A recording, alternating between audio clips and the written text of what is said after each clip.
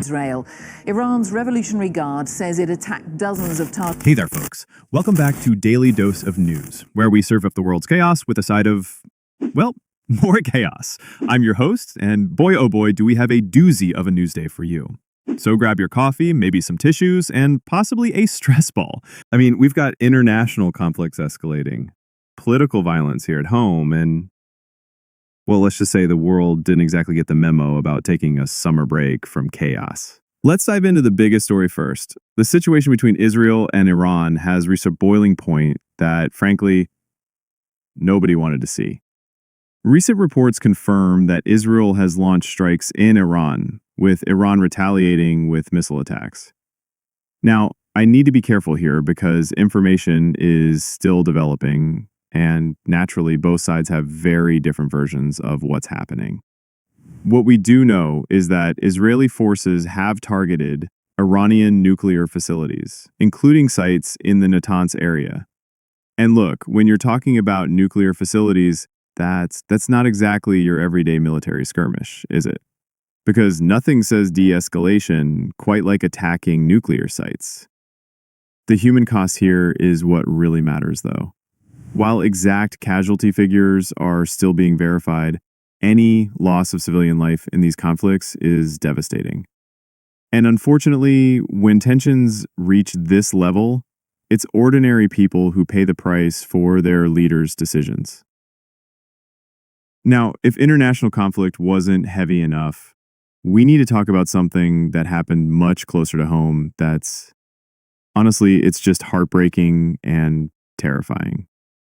Minnesota State Representative Melissa Hortman and her husband Mark were killed in what officials are calling a politically motivated assassination. State Senator John Hoffman and his wife were also shot but are expected to survive.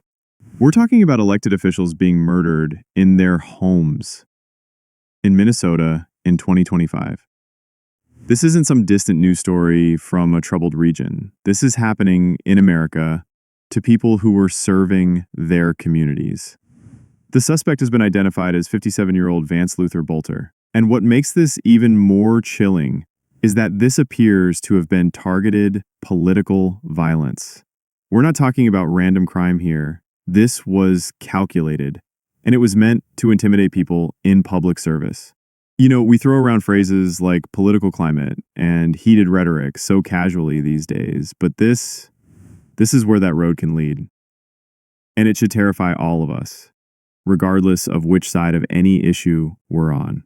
And speaking of political theater, President Trump decided to celebrate his 79th birthday with what can only be described as a massive military parade in Washington, D.C.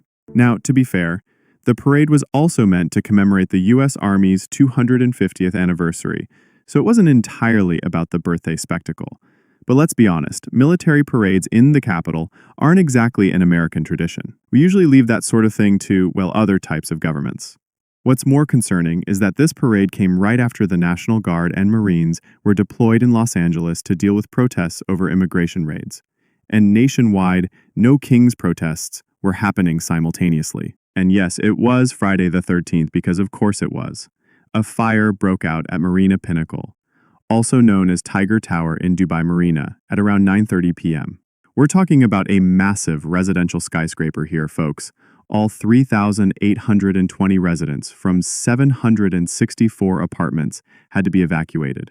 Now let me just put this into perspective for a moment. Nearly 4,000 people living in a 67-story tower that caught fire. And somehow,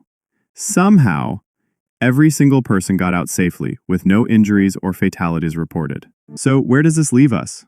Well, we've got international conflicts escalating to levels nobody wanted to see, political violence claiming lives here at home, and a political atmosphere that feels more volatile than it has in, honestly, longer than many of us can remember. Stay safe out there, news junkies. And remember, when the world gives you chaos, make a YouTube video about it.